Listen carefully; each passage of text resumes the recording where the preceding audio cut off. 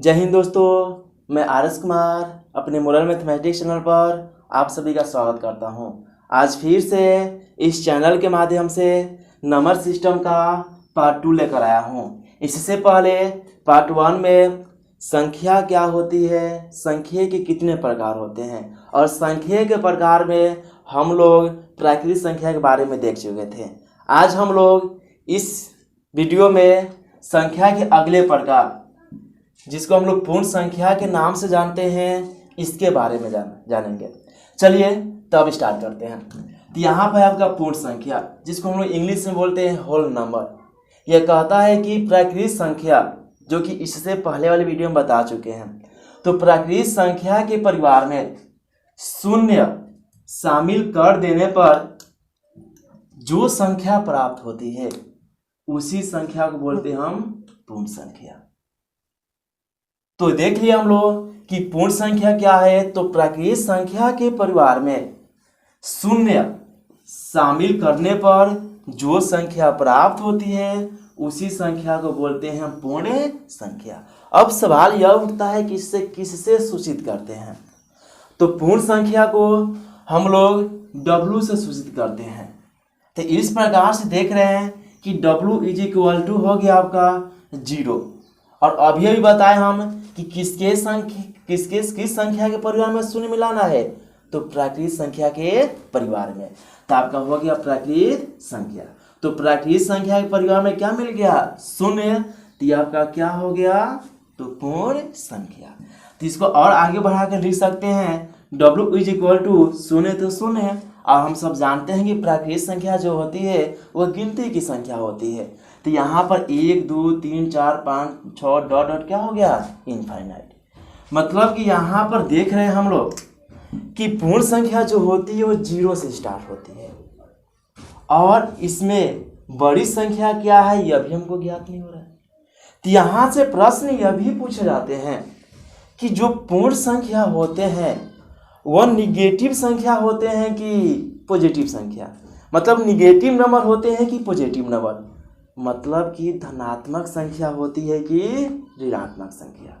तो यहाँ पर नोट 1 में करके लिखे हैं कि जो पूर्ण संख्या होती है वह आपका पॉजिटिव नंबर होता है, अर्थात धनात्मक संख्या होती है। और एग्जाम्पल के रूप में यदि देखा जाए तो आप लोग कहे कि -1 यह पूर्ण संख्या है क्या, -2 यह भी पूर्ण संख्या है क्या, नहीं है। क्यों? क्योंकि नोट के तहत हम लिखवाए हैं कि जो पूर्ण संख्या होती है ना वह होती है आपका धनात्मक, मतलब कि वह संख्या जिसमें 0 भी हो और प्राकृतिक संख्या हो और सब का सब किस चिन्ह के साथ हो, तो धनात्मक चिन्ह के साथ हो, मतलब प्लस वाला हो, तो उसी संख्या को हम पूर्ण संख्या कहते हैं। तो यहाँ पर नोट 1 में लिखे हैं कि जो पूर्ण संख्या होती है वो पॉजिटिव नंबर होती है, अर्थात धनात्मक संख्या होता है। इसमें नेक्स्ट है कि आप लोग से पूछा जाए कि सबसे छोटी अर्थात स्मॉलेस्ट नंबर क्या होती है। तो पूर्ण संख्या का सबसे छोटी संख्या क्या होती है, तो यहाँ पर लिखा है क्या, 0।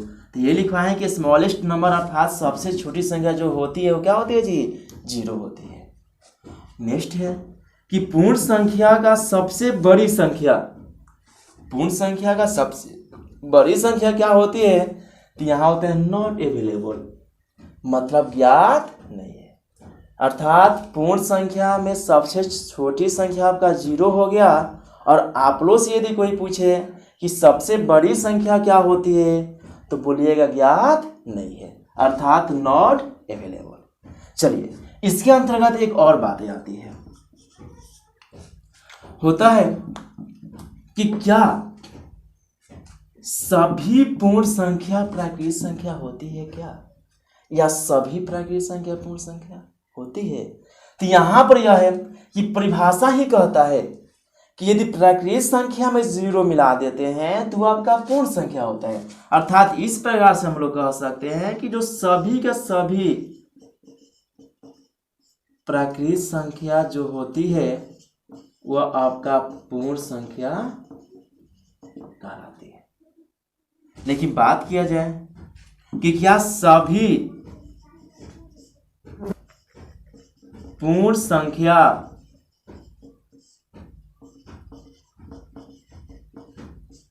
प्राकृत संख्या होती है क्या? तो लिखिएगा नहीं। क्यों नहीं होता है? कि सभी पूर्ण संख्या की यदि बात किया जाए तो सभी पूर्ण संख्याओं का जीरो भी आ रहा है। और क्या प्राकृत संख्या में जीरो होता है क्या? नहीं होता है। इसलिए कहा जाता है कि सभी पूर्ण संख्या प्राकृत संख्या नहीं होती है, लेकिन सभी प्राकृत संख्या पूर्ण संख्या होती है, क्योंकि पूर्ण संख्या में आपका प्राकृत संख्या भी क्या है जी? अवेलेबल है। चलिए अब हम आगे बढ़ते हैं। चलिए तो अब पूर्णांक के बारे में जानते हैं। इसमें लिखा है कि पूर्ण संख्याओं में, जो कि इसके पहले बताए हम, पूर्ण संख्याओं में ऋणात्मक चिन्ह, आप सब भली भांति जानते हैं कि ऋणात्मक चिन्ह क्या होता है, मतलब घटाव वाली चिन्ह अर्थात माइनस। तो पूर्ण संख्याओं में ऋणात्मक चिन्ह शामिल करने पर जो संख्या हमें प्राप्त होती है ना, वही संख्या कहलाती है पूर्णांक। अब यहाँ पर सवाल यह उठता है कि इसको किससे डिनोट करते हैं? तो किसी किसी किताब में या कहीं कहीं पर पूर्णांक को आई से सूचित करते हैं लोग, तो कहीं कहीं पर जेड से। चले यहाँ पर हम दोनों दे दिए हैं, तो यहाँ पर लिख सकते हैं देयरफॉर आई या जेड। अभी बताएं कि पूर्ण संख्या में क्या मिला देना है? ऋणात्मक चिन्ह। और आप सब भली भांति जानते होंगे कि किसी संख्या के आगे कोई चिन्ह न लगा हो ना, तो समझा जाता है कि प्लस अर्थात धनात्मक चिन्ह छिपा हुआ है। तो प्लस तो इसमें लिखा है नहीं, अर्थात धनात्मक चिन्ह लिखा है नहीं, लेकिन वो ऑलरेडी क्या रहता है? उपलब्ध रहता है। तो यहाँ लिखे हैं पूर्ण संख्याओं में ऋणात्मक चिन्ह शामिल करने पर, तो यहाँ पर लिखे हैं आई या जेड इज इक्वल टू पूर्ण संख्या, मतलब पूर्ण संख्या हो गया। अब प्लस तो आपका छिपा रहता है, अब कौन सा चिन्ह शामिल करना है जी? ऋणात्मक चिन्ह। अर्थात इस प्रकार हो गया आई या Z is equal two plus minus कौन सी संख्या? तो पूर्ण संख्या। इसको और आगे बढ़ा दिया गया है, लिखेंगे अवर आई या जेड बराबर, हम बोले क्या कि पूर्ण संख्या में, और आप सब भली भांति जानते हैं कि पूर्ण संख्या कहाँ से स्टार्ट होती है? तो जीरो से स्टार्ट होती है। तो 0 1 2 3 4 डॉट डॉट डॉट का इनफाइनाइट, और इधर है -1 -2 -3 -4 dot dot to minus infinite. और आप सब यह भी जानते हैं, आप लोग संख्या रेखा जब पढ़िएगा तो वहाँ बताया जाएगा कि संख्या रेखा में 0 से दाएं साइड की जितने भी अंक होती है सब धनात्मक होती है, और बाएं साइड की जितने भी अंक होती है सब का सब ऋणात्मक होती है। तो खैर वही कंसेप्ट यहाँ पर भी है, 0 से दाएं साइड आपका A to Z सब धनात्मक है, और 0 से बाएं साइड की संख्या A to Z ऋणात्मक है। और इस प्रकार देख रहे हैं कि I या Z इक्वल टू हो गया, इधर देख रहे हैं तो 0 से दाएं साइड आपका सब का सब पॉजिटिव है, और 0 से बाएं साइड देख रहे हैं तो सब का सब क्या है? निगेटिव है। तो देखने के दृष्टिकोण से लग रहा है कि जो पूर्णांक संख्या है वो 3 तरह के हो गए। तो यहां लिखे हैं पूर्णांक का प्रकार, टाइप्स ऑफ इंटीजर। तो इंटीजर कितने प्रकार के होते हैं? तो बेहिचक बोलिएगा कितना? तो 3 होते हैं। अब ये कौन कौन होते हैं? तो एक होता है आपका धनात्मक पूर्णांक, जिसे हम लोग पॉजिटिव इंटीजर के नाम से जानते हैं। एक होता है आपका शून्य पूर्णांक, और एक होता है ऋणात्मक पूर्णांक, जिसे निगेटिव इंटीजर के नाम से जानते हैं। चलिए इसमें एक एक करके हम लोग कुछ बातें समझ लेते हैं। तो यहाँ पर पहला है धनात्मक पूर्णांक। तो कहा जाए कि धनात्मक पूर्णांक को किससे सूचित कर देंगे? तो हम लोग ऐसे में जानते हैं कि पूर्णांक को या तो आई से सूचित करेंगे या तो जेड से। तो जब धनात्मक करेगा तो क्या कहेंगे कि जेड या आई के ऊपर, मतलब इसकी मूढ़िया पर क्या लगा देंगे? तो प्लस का चिन्ह लगा देंगे। अब धनात्मक पूर्णांक के अंतर्गत कौन सी संख्या आएगी? तो धनात्मक पूर्णांक के अंतर्गत जितने भी प्राकृत संख्या होती है उस सब का सब इसके अंतर्गत आ जाएगी। तो इस तरीके से देखा जाए तो प्राकृत संख्या किस प्रकार की संख्या है? तो पूर्णांक के दृष्टिकोण से देखा जाए तो प्राकृत संख्या आपका एक धनात्मक पूर्णांक संख्या हो जाएगी। अब दूसरा है ऋणात्मक पूर्णांक, जिसको z माइनस या i माइनस से सूचित करेंगे। और आपका जितने भी प्राकृत संख्या होती है ना, और उन सभी प्राकृत संख्याओं में माइनस मिला दें, जो कि यहाँ पर दिखाया गया है। तो प्राकृत संख्याओं में यदि माइनस मिला देते हैं तो आपका कौन सा पूर्णांक कहलाएगा? तो ऋणात्मक पूर्णांक। जैसे में प्राकृत संख्या आपका 1 होता है, 2 होता है, 3 होता है, 4 डॉट डॉट 2 इनका होता है जी इनफाइनाइट। तो इसमें क्या लगाना है? माइनस लगाना है ना, लगा दिए -1 -2 -3 -4 डॉट डॉट यहाँ तक चले गए। तो इस प्रकार की जो संख्याएं मिलेगी ये आपका क्या कहलाएगी जी? तो ऋणात्मक पूर्णांक। अब आपका है तीसरा इसका प्रकार, तो वह होता है शून्य पूर्णांक। और शून्य पूर्णांक को हम z के पावर 0 या i के पावर 0 से डिनोट करते हैं। और शून्य पूर्णांक में हमारे अकेले क्या है? तो ओनली फॉर शून्य है। चलिए अब क्या करेंगे कि शून्य पूर्णांक पर कुछ बातें हम लोग कर लेते हैं। कुछ इस पर कॉन्सेप्ट है, क्योंकि ऐसे में माना जाता है कि शून्य शून्य मतलब कुछ भी नहीं। लोग कहते हैं कि आप किसी कार्य में 0 हैं अर्थात शून्य है, मतलब इससे क्या बोध होता है कि आप किसी काम के नहीं हैं। तो मान्यता के हिसाब से देखा जाए तो लोग कहते हैं कि आप 0 हैं, आप शून्य हैं, मतलब आप किसी काम का नहीं है। तो उसके दृष्टिकोण से देखा जाए तो शून्य शून्य का अर्थ होता है कुछ नहीं, लेकिन यही शून्य किसी के साथ जुड़ जाता है तो इसका महत्व बढ़ जाता है। तो चलिए इस पर हम लोग देखते हैं।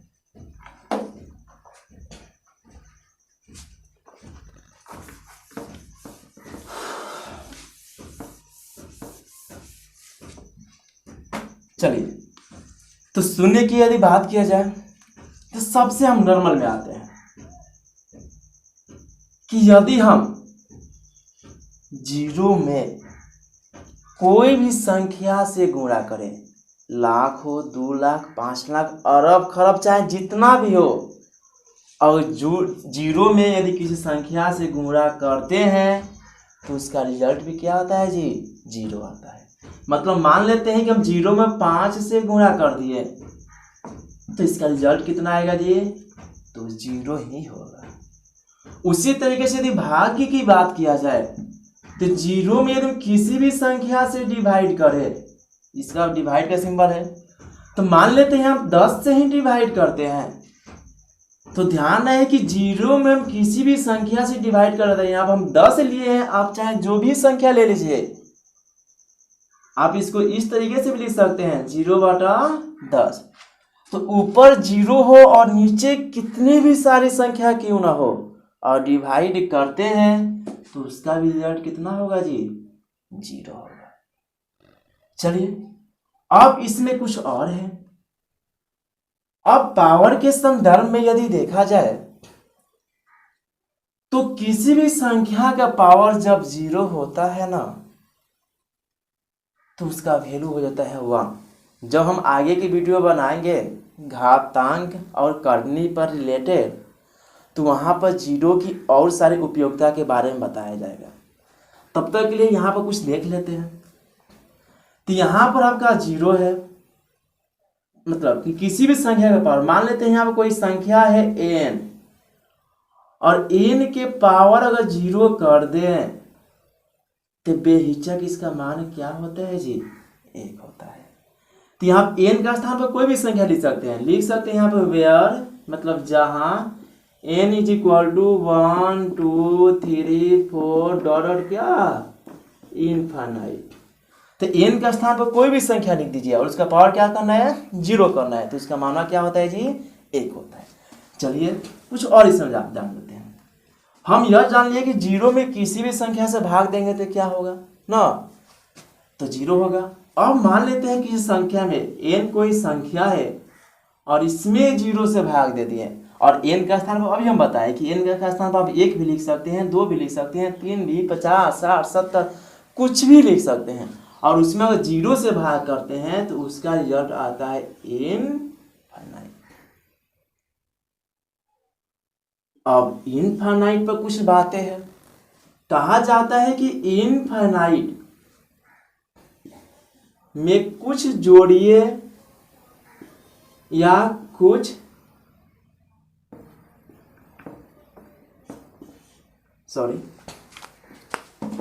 इनफाइनाइट में कोई भी संख्या जोड़िए, जैसे मान लेते हैं हम 10 ही जोड़ रहे हैं। इनफाइनाइट में से चाहे कोई भी संख्या निकालिए, घटाइए, तो मानते हैं 15 ले लेते हैं। इनफाइनाइट में किसी भी संख्या से गुणा कीजिए, जैसे मान लेते हैं 5 ही ले लेते हैं, तो उस स्थिति में इसका रिजल्ट क्या होगा। तो यहाँ इनफाइनाइट मतलब कि इनफाइनाइट की तुलना हम कर देते हैं सागर महासागर से, और आपको से यदि कहा जाए कि सागर में अर्थात महासागर में 1 गिलास पानी डालिए, तो क्या सागर अथवा महासागर का जल स्तर बढ़ेगा क्या? नहीं बढ़ेगा। मतलब सागर का रूप जैसा है वैसा का वैसा ही रह जाएगा। तो यहाँ इनफाइनाइट आपका क्या है जी? सागर अथवा महासागर है, और इसमें कुछ जोड़िए चाहे कुछ घटाइए चाहे कुछ उसमें गुणा कीजिए, सबका रिजल्ट कहाँ आएगा जी? तो इनफाइनाइट ही आएगा। या इनफाइनाइट में किसी से भाग कीजिए, मान लेते हैं 4 से डिवाइड कर दिए, तो उस स्थिति में भी आपका जो रिजल्ट आएगा क्या होगा जी? इनफाइनाइट होगा। चलिए, तो हम लोग जीरो के साथ साथ थोड़ा इनफाइनाइट के बारे में भी जान लिए। अब हम लोग पूर्णांक के अगले प्रकार हम मतलब कि संख्या के अगले प्रकार की ओर बढ़ते हैं। चलिए तो देखा जाए। चलिए तो शून्य के संदर्भ में कुछ और बातें भी जान लेते हैं। यहाँ पे है कि शून्य ना ही धनात्मक है और ना ही ऋणात्मक है, मतलब इसे ना ही आप पॉजिटिव बोल सकते हैं और ना ही नेगेटिव। तो क्या बोलेंगे भाई? तो बोलेंगे कि शून्य एक ही सम पूर्णांक है, मतलब इवन इंटीजर है। चलिए अब हम लोग सम संख्या के संदर्भ में बातें करते हैं।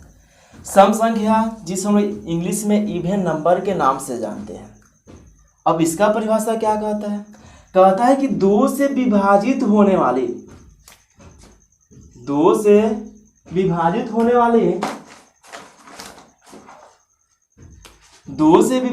वाली संख्या अथवा जिस संख्या का अंतिम अंक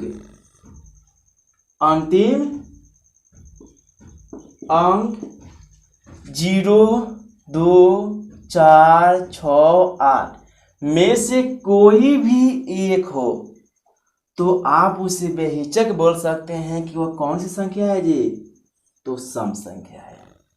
अब इसे किससे सूचित किया जाता है? तो सम संख्या को हम लोग ई से सूचित करते हैं। तो इस प्रकार से अगर देखा जाए तो ई इज इक्वल टू क्या होगा? तो पहले इसमें है कि 2 से विभाजित होने वाली, मतलब कि वह संख्या जो 2 से कट जाए पूरा पूरी। तब 2 से 2 भी कटेगा, 2 से 4 भी कटेगा, 2 से 6 भी कटेगा। तो इस स्थिति में लिख सकते हैं 2, 4, 6, 8, 10 डॉट डॉट क्या टू इनफाइनाइट। यहाँ पर हम लिखा गया था कि जो 2 से विभाजित हो जाए। आज सबसे आसान तरीका, मान लीजिए अगर बाई द वे बड़ी से बड़ी संख्या दे दिया जाए, जैसे में 4, 5, 8, 9, 0, 8 एक बड़ी संख्या हो गया। अब कहा जाए कि यह किस प्रकार की संख्या है? सम संख्या है कि आपका विषम संख्या है? इसके जस्ट बाद हम विषम संख्या के बारे में भी बताएंगे। तो पहले यहाँ पूछ लिया जाए कि यह सम संख्या है कि नहीं है। तो आपको पहचानने का तरीका बता दिया गया है कि जिस संख्या का अंतिम अंक या तो 0 हो, या तो 2 हो, या तो 4, 6, 8 इनमें से कोई भी एक हो, तो इसका देखिएगा अंतिम अंक क्या है? 8 है। 8 जो कि मिल रहा है ना, तो जब मिल रहा है तो ये किस प्रकार की संख्या हो जाएगी जी? तो सम संख्या। इसी तरीके से बड़ी से बड़ी संख्या दे दी जाए, जैसे में हो गया 5, 8, 9, 6, 7, 8, 9, 5, 4, ये भी बड़ी से बड़ी संख्या हो गया। अब कहा जाए कि यह भी कौन सी संख्या है, तो हमें किससे मतलब है, फर्स्ट से मतलब नहीं है, हमें लास्ट वाले अंक से मतलब है, और लास्ट वाला अंक कितना है, 4 है। और परिभाषा भी कहता है जिसका अंतिम अंक क्या हो, 4 हो, तो हमारी कौन सी संख्या कहलाती है, तो सम संख्या कहलाती है। तो यहाँ पे इसका लास्ट का अंक जो है 4 है, तो इसलिए वह कहलाएगा सम संख्या। चलिए अब यहाँ पर आपका एक बहुत ही इंपॉर्टेंट नोट पूछ दिया जाए कि सम संख्या का एक्सपेंडेड फॉर्म अर्थात व्यापक रूप क्या होता है, जिसको कहीं कहीं पर व्यापक रूप ना लिखकर विस्तारित रूप भी लिखा रहता है। विस्तारित लिखने का अपना तरीका है। तो expanded form of even number मतलब सम संख्या का व्यापक रूप क्या होगा, तो यह होता है 2m। अब यहाँ पर m लिखे हैं तो आप m ही मत लिखिए, आप लोग ABCD का कोई भी अक्षर लिख सकते हैं, इसके लिए आप स्वतंत्र हैं। लेकिन हम यहाँ पे m लिखे हैं, और जो भी कुछ यहाँ पे लिखिए बस ये बताना होगा कि वह क्या है। तो m लिखे हैं तो m क्या है, कोई एक धनात्मक पूर्णांक है। और धनात्मक पूर्णांक के संदर्भ में अभी इसके पहले बताए थे हम कि धनात्मक पूर्णांक क्या होता है जी, सभी प्राकृतिक संख्या होती है, जैसे में 1 हो गया, 2 हो गया, 3 हो गया, 4 डॉट इनफाइनाइट। तो यहाँ पर सम संख्या का व्यापक रूप क्या होता है जी, 2m होता है, जहाँ m कोई क्या है, धनात्मक पूर्णांक। अब क्यों इसको व्यापक रूप कहते हैं, क्योंकि इसी से आपका 2 से लेकर अनंत तक की भी सम संख्याएं निकाली जा सकती है। तो यहाँ पर देख लेते हैं कि सही माने में यह इसका एक्सपेंडेड फॉर्म सही है कि नहीं है। तो चलिए इसका सत्यापन भी कर लेते हैं। 2 और m का माने खाली 1 रखिए, तो 1 हो गया, तो 2 1 2 आपका जो सम संख्या है।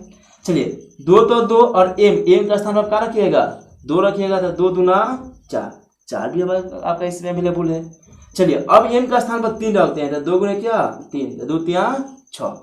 इसी तरीके से आप रखते हैं 2 और m का स्थान मान लेते हैं हम 20 रख दिए, तो 20 दूना 40। आज इसका अंतिम अंक 0 हुआ पर क्या कहलाता है, समय संख्या कहलाता है ना। तो इस प्रकार से हम लोग कहते हैं कि सम संख्या का जो व्यापक रूप होता है ना, वो होता है 2m, क्योंकि यह सारे नियम को फॉलो कर रहा है। इसी के सहायता से हम देख रहे हैं कि छोटी से लेकर बड़ी से बड़ी संख्याएं हम निकाल सकते हैं जो सम संख्या है। चलिए अब यहाँ पर नेक्स्ट नोट करता है कि सम संख्या का सबसे छोटी संख्या क्या होगी, तो जो प्रारंभिक का हो, जो शुरुआत का हो, तो यहाँ शुरुआत का क्या है जी, 2 है। तो सबसे आपका छोटी जो संख्या होती है क्या होती है जी, 2 होती है। अगर सबसे बड़ी संख्या की बात किया जाए तो आपका सबसे बड़ी संख्या की यदि बात किया जाए तो बड़ी संख्या क्या होगी, तो बड़ी संख्या लिख सकते हैं कि नॉट अवेलेबल। बड़ी संख्या में लिख सकते हैं नॉट अवेलेबल, मतलब ज्ञात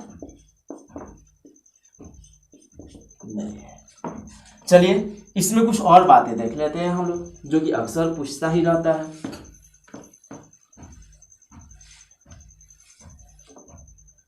चलिए अब यदि आप सबसे कहा जाए कि प्रथम 5 सम संख्याओं का जोड़ बताइए, मतलब योग बताइए, तो प्रथम 5 कहेगा तो शुरुआत कहाँ से होता है, 2 से, 4, 6, 8 और क्या 10। आप इसका क्या पूछ रहा है जी, योग कह रहा है। योग का अर्थ क्या होता है, तो जोड़ होता है। तो आप क्या करेंगे, बहुत ही सरलता के साथ क्या करेंगे कि जोड़ देंगे सबको। तो लिखेंगे 2 + 4 + 6 + 8 + 10, और इसका आप रिजल्ट निकाल लेंगे 10 और 10 20 20 10 30। आप जो क्या कर लिए, लिख दिए कि 30 हो गया। तो यह तब का आसान था कि प्रथम 5 का है, प्रथम 10 का है, तो आप लोग उसको बोर्ड पर क्या कीजिएगा, लाइनें से लिख लीजिएगा और सबको जोड़ दीजिएगा। लेकिन यदि कहें कि प्रथम 50 का बताइए कि प्रथम 50 सम संख्याओं का योग क्या होगा, तो आप यह नहीं कीजिएगा कि 2 से लिखिएगा 50 तक लिखते लिखते जाइएगा, मालूम चला गया वह टाइम ही खत्म हो गया।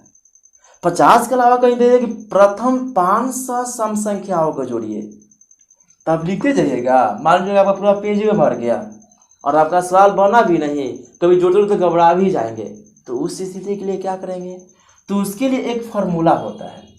वो आपका फार्मूला है, तो उसको आप ट्रिक के रूप में कर सकते हैं। होता है फॉर्मूला प्रथम n सम संख्या का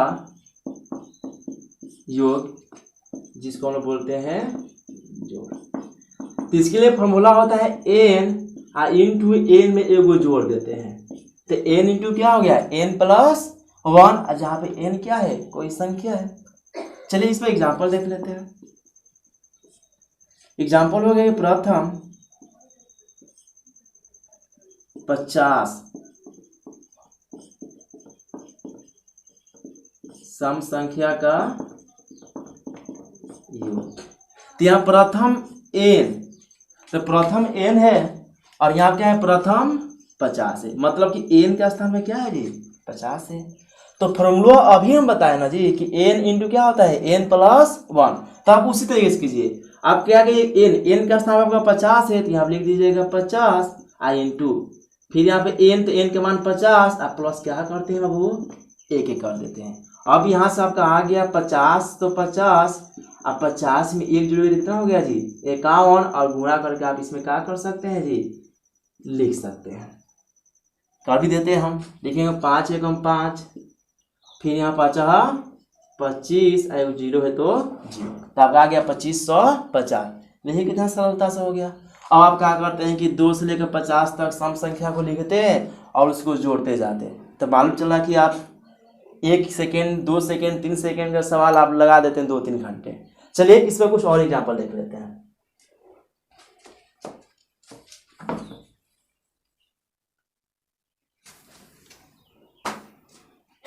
इसी तरीके से एक और एग्जाम्पल ले लेते हैं। प्रथम 1000 सम संख्या का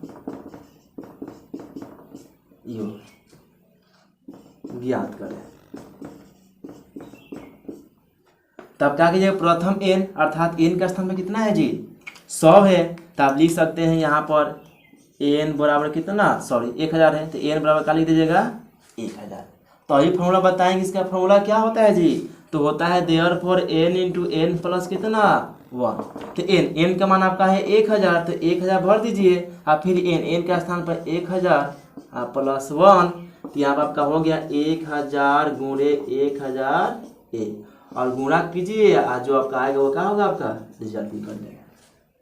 तो चलिए आज रहा यह सेगमेंट, और यह सेगमेंट आपके परीक्षा के दृष्टिकोण से बहुत ही इम्पोर्टेंट है, और आशा करते हैं कि यह वीडियो आप सबको पसंद आया होगा। तब तक के लिए जय हिंद।